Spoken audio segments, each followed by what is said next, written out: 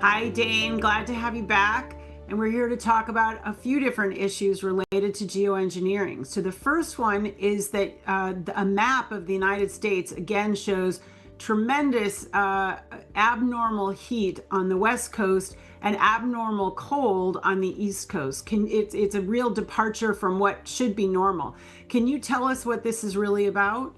People should pay attention to these maps because meteorologically they are impossible to have this kind of conditions without massive climate intervention operations, aka weather warfare. NOAA, National Oceanic Atmospheric Administration, is simply passing down the script from those who drafted. Private defense contractors Lockheed and Raytheon are doing all the weather modeling for the National Weather Service and NOAA. Why would we need private defense contractors that are neck deep in climate engineering to do all the weather modeling for our nation's weathermen? Because it's a script and they need to match that script. And the latest, even more recent than the map you just showed, shows massive heating again rebounding across almost the entire country. Weather and temperature whiplash scenarios, Mary, that are simply impossible without massive climate intervention operations, toxic climate intervention operations. And so, should we imagine that these toxic climate interventions are being done by NOAA itself, or are they contracting out to military contractors? Who's doing this, Dane? And, this is evidence that it's happening. Who's doing it? Many players involved, and again, the denial of these operations, literally pathological denial, not just by populations, but by the so-called academic community that are trying to protect their paychecks and pensions. Ultimately, Mary, all roads lead back to those who print the money. They control militaries, thus they control governments, they control agencies, but we have many players involved, many governmental agencies involved. We have compartmentalization going on, and we have documents going back decades, as far back as 1978, for one 800-page U.S. Senate document outlining multiple governmental agencies involved, all compartmentalized. But ultimately, at the core of this, we absolutely positively have the U.S. DoD in this country, but we have other countries actively and passively participating, including superpowers with otherwise adversarial relations. This is a global operation. Thank you, Dane. So now I'd like to turn to what's just been happening in Jamaica. There has been a profound hurricane there, Hurricane Melissa, category 4, 5, even 6 levels, 185-mile winds, called the storm of the century. What's really going on there, Dane? They're really struggling to find the kind of devastation that we would have expected with what amounted to be a category 6 hurricane, because when it blows down wooden shacks with metal roofs, that's not indicative of a category 6 hurricane. It should have wiped the area clean, and I'm sad for all the damage that's done. But let's add this into the equation. First, the U.S. was predicted to have a major hurricane season with multiple impacts. Zero, none, total bust. Those in power know that the public is waking up to climate engineering operations. Is that why they deflected everything from a U.S. impact this year?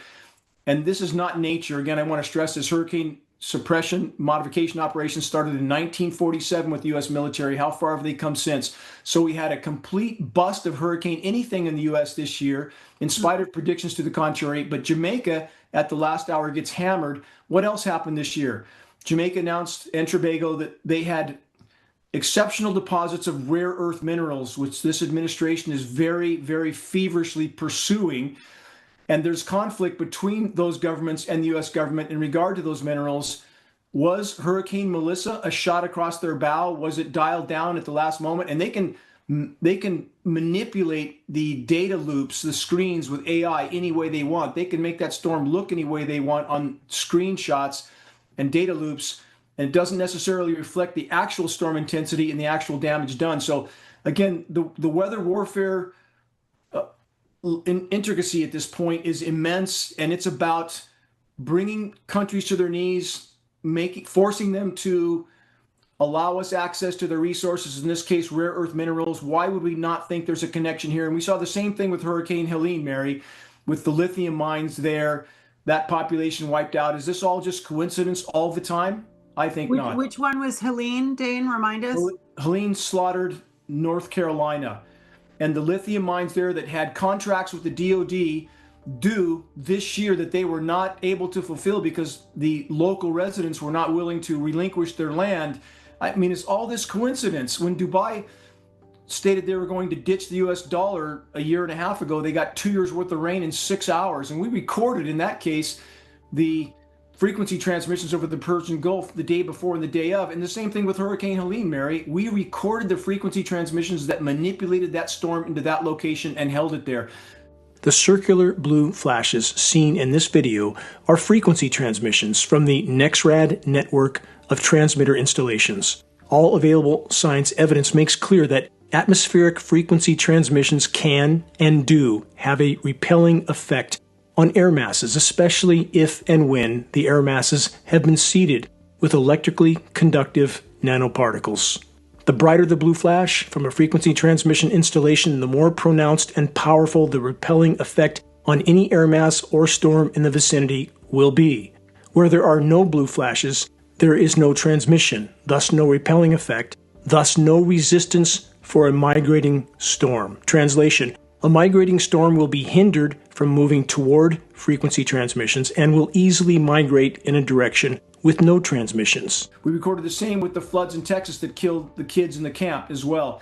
What will it take to wake Americans up to the fact that they are being subjected to weather warfare operations on an almost daily basis in some form or another?